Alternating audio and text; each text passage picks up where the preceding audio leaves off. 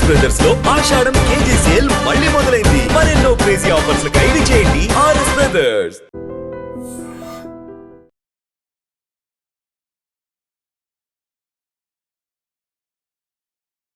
నమస్తే, welcome to iDream talking point with Kavitha.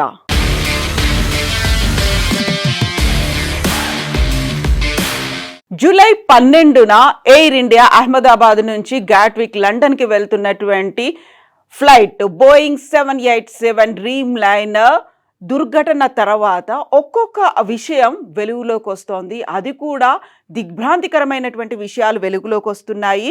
AAIB తన 15 పేజీల రిపోర్ట్ని వెలువరించిన తర్వాత ఇందులో ఈ 15 పేజీల రిపోర్ట్లో చాలా కీలకంగా ఇంజన్లకి ఇంధన్ అందలేదు, దాంట్లో ప్రధానంగా స్విచ్ ఆఫ్ అయిపోయాయి, టేక్ ఆఫ్ అయినటువంటి కొన్ని సెకండ్లలోనే స్విచ్ ఆఫ్ అవడాన్ని గమనించినటువంటి పైలట్ల సంభాషణని ఏఏఐబి తన రిపోర్ట్లో పొందుపరిచింది. కాక్పిట్ వాయిస్ రికార్డర్ ద్వారా ఆ విషయాలు వెలుగులోకి వచ్చినట్టుగా ఏఐబి చెప్పింది.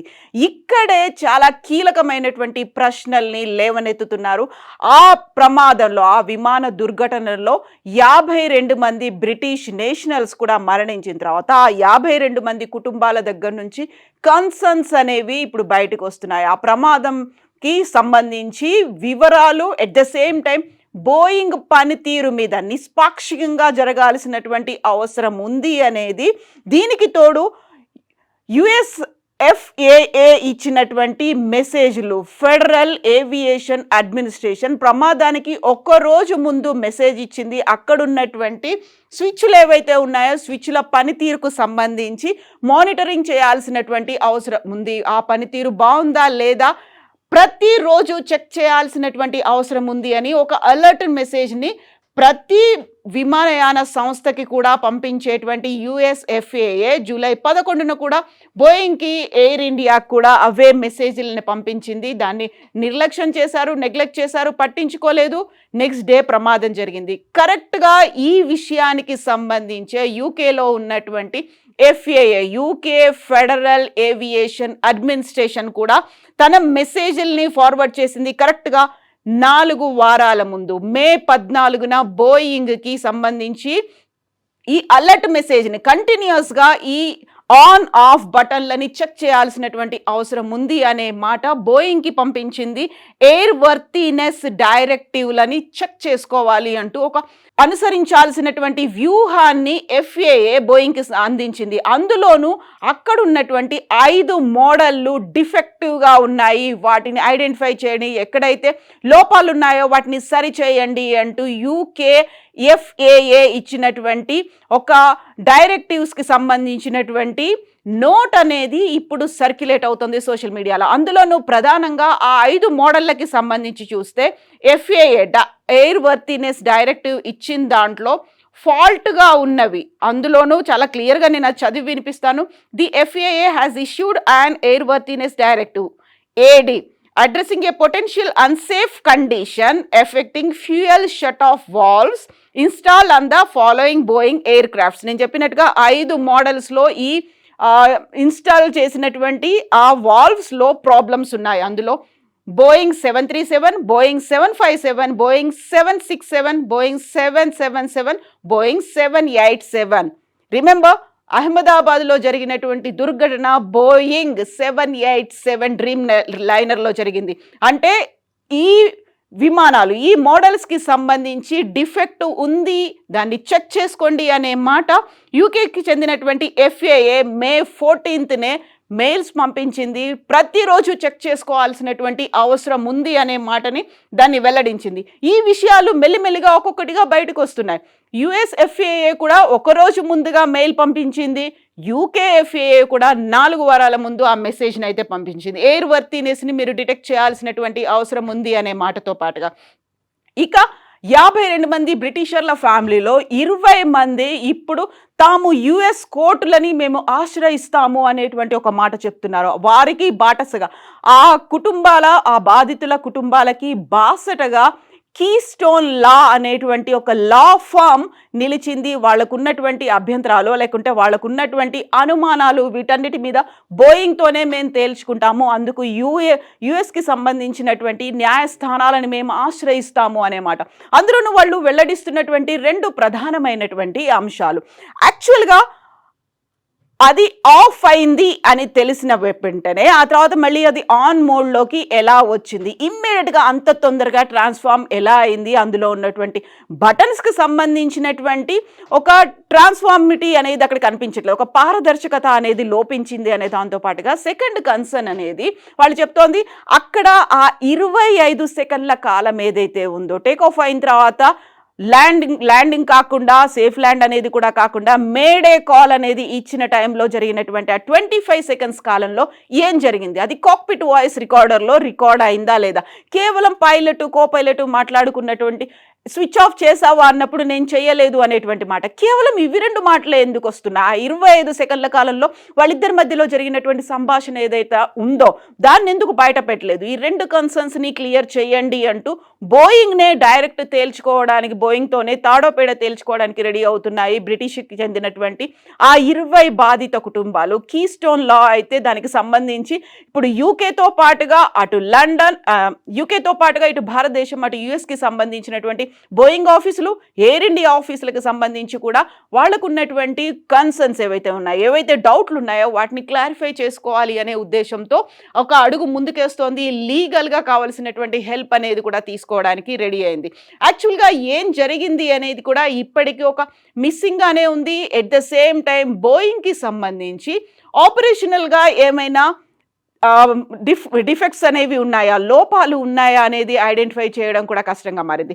ఇంకొకటి మనం చూసుకున్నట్టయితే ఇప్పుడు మనకి చాలా కీలకంగా కనిపిస్తున్నటువంటి ఈ బటన్స్ అనేవి 2 ఫ్యూయల్ కంట్రోల్కి సంబంధించి run and cut off control. ఇక్కడ వాళ్ళ దగ్గర నుంచి బాధితుల దగ్గర నుంచి వస్తున్నటువంటి ఇంకొక మాట కూడా ఫ్లైట్ ప్రమాదానికి గురైన తర్వాత ఉన్నటువంటి ఏవైతే డెబ్రీస్ ఉన్నాయో దాంట్లో మేము ఇంజన్లకి సంబంధించినటువంటి వాల్స్ని చూసాము, బటన్స్ చూసాము, ఆ 2 బటన్స్ రన్ మోడ్లో ఉన్నాయి అనేటువంటి ఒక వాదన కూడా చేస్తున్నాం. ఒకవేళ అవి ఆఫ్ అయిపోయాయి, ఇప్పుడు ఏఐబి ఇచ్చినటువంటి 15 పేజీల రిపోర్ట్లో సడన్గా ఆఫ్ అయిపోయాయి, ఆ తర్వాత ఒకటి మాన్యువల్గా ఆన్ అయింది, ఇంకొకటి మాత్రం ఆన్ అవ్వలేదు అన్నప్పుడు ఒకటి ఆన్లో ఉండాలి, ఒకటి ఆఫ్లో ఉండాలి, బట్ 2 ఆన్ మోడ్లో ఉన్నాయి. ఎందుకని ఆన్ మోడ్లో ఉన్నాయి అనేటువంటి వాదన ఇప్పుడు బ్రిటిష్ బాధిత కుటుంబాల దగ్గర నుంచి వ్యక్తం అవుతోంది. దానికి సంబంధించి ఇప్పుడు మేము యుఎస్లో ఉన్నటువంటి బోయింగ్ కంపెనీ దగ్గరికి మేము వెళ్తాము అనేటువంటి మాట. యాక్చువల్గా ఇదంతా కూడా ఒక పిఆర్ స్టంటేదా లేకపోతే ఒక మేనేజ్ చేస్తున్నారా అనేటువంటి వాదన కూడా వినిపిస్తుంది. ఇప్పుడు బోయింగ్ సంస్థకి సంబంధించి చూసుకుంటే జూలై 14, 2025 లెక్కల్ని బట్టి చూస్తే ఇప్పుడు బోయింగ్ నెట్ వర్త్ ఎంత ఉంది, $170.47 బిలియన్ వర్త్ ఉంది బోయింగ్కి సంబంధించి. స్టేక్ హోల్డర్స్ కావచ్చు, షేర్ మార్కెట్ కావచ్చు, ఆ తర్వాత వాళ్ళ అమ్మకాలు వాటన్నిటినీ కలుపుకుంటే $170.47 బిలియన్ బోయింగ్ ఎయిర్ వర్త్ అనేది ఉంది, ఒక నెట్ వర్త్ అనేది ఉంది. సో ఇప్పుడే వస్తున్నటువంటి ఈ కీలకమైనటువంటి క్వశ్చన్స్కి ఆన్సర్ ఏంటి, యాక్చువల్గా అక్కడ ఉన్నటువంటి ర్యామ్ ఎయిర్ టర్బైన్ కూడా ర్యాట్ కూడా వర్క్ చేసింది, ప్రాపర్గా వర్క్ చేసింది, ఇవన్నీ ఉన్నాయి అని చెప్పినప్పటికీ కూడా కేవలం అదొక బ్లేమ్ గేమ్ అక్కడ ఉన్నటువంటి 2 పైలట్ల మీద వేసే అలాంటి అనుమానాలు అయితే వ్యక్తమవుతున్నాయి. వాళ్ళ మీద ఏమైనా ఒక బ్లేమ్ గేమ్ అనేది కొనసాగుతోందా అనే మాట. బట్ మేము ఏఐబి ఇచ్చినటువంటి రిపోర్ట్ని స్వాగతిస్తున్నాము, అయినప్పటికీ కూడా ఉన్నటువంటి అనుమానాలకి ఆన్సర్ ఇవ్వాల్సినటువంటి అవసరం ఉంది. బోయింగ్కి సంబంధించి యూకే ఎఫ్ఏఏ చేసినటువంటి ఆ కన్సర్న్స్ లేకుంటే మానిటరింగ్ వీటి మీద బోయింగ్ 787 డ్రీమ్ లైనర్ కూడా ఉంది, ఆ బటన్స్ని ప్రాపర్గా చెక్ చేయాలి, ఎవ్రీడే చేయాల్సినటువంటి అవసరం ఉంది. అయితే అది మ్యాండేటరీగా ఎఫ్ఏఏ చెప్పలేదు కాబట్టి దాన్ని ఫాలో అవ్వలేదు అనేటువంటి ఇంకొక వాదన కూడా ఉంది. బట్ అది మ్యాండేటరీగా చేయాల్సినటువంటి అవసరం అయితే ఉంది, ఎందుకంటే అది అందులో ప్రయాణిస్తున్నటువంటి ప్రయాణికులే కాదు, ఎంప్లాయీస్ అండ్ కింద ఉన్నటువంటి మెడికల్ కాలేజ్ స్టూడెంట్స్ చనిపోవడానికి కూడా కారణమైంది. కాబట్టి ఒక ఆన్సరబిలిటీ అనేది ఉండాలి, ఒక రెస్పాన్సిబిలిటీ అనేది బోయింగ్ తీసుకోవాల్సినటువంటి అవసరం ఉంది అనేది. ఇటు ఎయిర్ ఇండియాతో పాటుగా అటు బోయింగ్ కూడా మేము ఈ ఇన్వెస్టిగేషన్కి సహకరిస్తామని చెప్పినప్పటికీ ఏఐబి తన 15 పేజీల రిపోర్ట్ని ఇది కేవలం ప్రిలిమినరీ రిపోర్ట్ అని చెప్తున్నప్పటికీ కూడా ఇన్వెస్టిగేషన్ ఫర్దర్గా చాలా డీప్గా జరగాల్సినటువంటి అవసరం ఉంది. ఇప్పటికైతే మేము యుఎస్కి వెళ్తాము, యుఎస్లో ఉన్నటువంటి లా ఫార్మ్స్ అక్కడైతే ఉన్నాయో న్యాయస్థానాలు ఉన్నాయో వాటి దగ్గర కూడా వెళ్తాము. బోయింగ్ని దీనికి సంబంధించి ఆన్సరబుల్ చేయాల్సినటువంటి అవసరం ఉంది. ఎందుకంటే అక్కడ ఉన్నటువంటి క్వశ్చన్స్కి ఆన్సర్స్ అనేవి ఇప్పటికీ మిస్ అవుతూ ఉన్నాయి. యాక్చువల్గా ఇలాంటి అలర్ట్ మెసేజ్లు, ఈమెయిల్స్ పంపించినప్పటికి కూడా బోయింగ్ ఎందుకని పట్టించుకోలేదు, అందులో ఉన్నటువంటి వాల్స్ ప్రాపర్గా పని చేయట్లేదు అని చెప్పినప్పటికి కూడా ఎందుకని వాటిని ఆ గైడ్ లైన్స్ని, డైరెక్టివ్స్ని ఫాలో అవ్వలేదు అనేటువంటి ఒక కీలకమైనటువంటి వాదన ఉంది. ఎట్ ద సేమ్ టైం మన దగ్గర ఉన్నటువంటి పైలట్లు కూడా అదే కన్సర్న్ని వ్యక్తం చేస్తున్నారు. ఎయిర్లైన్ పైలట్స్ అసోసియేషన్ ALPA కూడా అదే కన్సర్న్స్ని వ్యక్తం చేసింది. కేవలం పైలట్ల తప్పు అని తేల్చేయడానికి లేదు కదా, ఇంకా ఫర్దర్గా డీప్గా జరగాల్సినవి ఉన్నాయి. ఎట్ ద సేమ్ టైం అక్కడ బాధిత కుటుంబాల్లో కూడా సైకలాజికల్గా కూడా ఎఫెక్ట్ పడింది. అదే సైకలాజికల్ ఎఫెక్ట్ ఇప్పుడు ఇక్కడ ఉన్నటువంటి పైలట్లతో పాటుగా ఇతర కుటుంబీకులు, ఆ రూట్లో వెళ్తున్నటువంటి వాళ్ళు కరెక్ట్గా నెల గడిచిపోయింది కాబట్టి అహ్మదాబాద్ నుంచి లండన్కి ఆ ఫ్లైట్లో వెళ్తున్నటువంటి వాళ్ళలో కూడా సైకలాజికల్గా ఎఫెక్ట్స్ ఉన్నాయి అనేటువంటి మాటలు కూడా వినిపిస్తున్నాయి.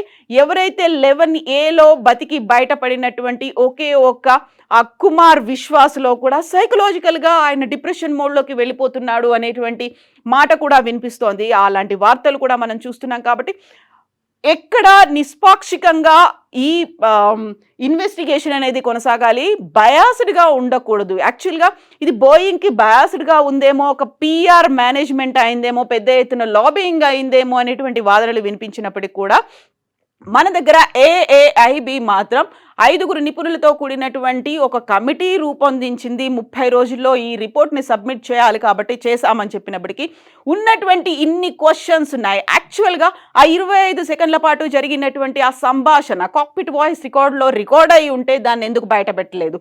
అది కింద పడిపోయినప్పుడు 2 రన్ మోడ్లోనే ఆ స్విచ్లు అనేవి ఎందుకు కనిపిస్తున్నాయి? At the same time valves సరిగా పనిచేయట్లేదు అన్నప్పుడు ఎవరు వాటిని ఆఫ్ చేశారు, ఎవరు ఆన్ చేశారు, ఒకటి ఆటోమేటిక్గా ఎలా రీలొకేట్ అయింది, ఆన్ అయింది? ఈ 3 క్వశ్చన్స్కి సంబంధించి ఆన్సర్ కావాలి. ఎట్ ద సేమ్ టైం ఎందుకని USFAA, UKFAA ఇచ్చినటువంటి మెయిల్స్ని, సందేశాలని ఎందుకని పట్టించుకోలేదు?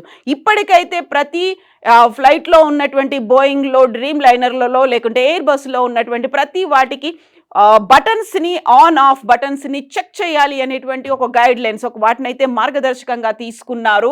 ఈ రోజు నుంచి అది తప్పనిసరిగా చేయాలి అనేటువంటి ఒక మాట కూడా ఉంది. కాబట్టి అలాంటి రెస్ట్రిక్షన్స్ కూడా ఉన్నాయి, గైడ్ లైన్స్ కూడా ఉన్నాయి. కాబట్టి దాన్ని ఫర్దర్గా అయితే కంటిన్యూ చేస్తారు. ఇలాంటి ప్రమాదాలు కేవలం ఆ బటన్ వల్ల జరగకుండా చూస్తారు. బట్ జరిగినటువంటి ప్రమాదం, 260 మందికి పైగా మరణించినటువంటి ఈ ప్రమాదంలో బాధిత కుటుంబాలు లేవనెత్తుతున్నటువంటి ప్రశ్నలకి ఆన్సర్ చాలా ఎలాబొరేట్గా జరగాలి, చాలా ఇన్డెప్త్గా ఇన్వెస్టిగేషన్ అయితే జరగాల్సినటువంటి అవసరం ఉంది. యాక్చువల్గా ఈ ఎంటైర్ ఎపిసోడ్లో ప్రతిరోజు సరికొత్త కోణాలు బయటపడుతున్నాయి, సరికొత్త ట్విస్టులు బయటపడుతున్నాయి. మీరేమనుకుంటున్నారో కామెంట్స్ రూపంలో తెలియజేయండి. నిజంగా ప్రస్తుతం ఉన్నటువంటి సమాజం దేనికి ప్రయారిటీ ఇస్తుంది? ఆర్థిక సంబంధాల చుట్టూ మాత్రమే తిరుగుతుంది. మళ్ళీ ఎన్నికలంగానే చాలా విరక్తి కలుగుతాను. మంచి అనిపిస్తుంది కదా, లేడీస్ కూడా ఛాలెంజింగ్ జాబ్స్ చేసినప్పుడు చాలా బాగుంటది. ట్రాఫిక్ అసిస్టెంట్స్ గా నియమించిన ట్రాన్స్జెండర్స్ అందరితో సాల్యూట్ చేయించుకుంటున్నారు. ఫుడ్ డెలివరీ ఇవ్వటానికి వెళ్ళినటువంటి డెలివరీ బాయ్ అనిల్ పై కళ్ళ ముందు పెళ్ళండి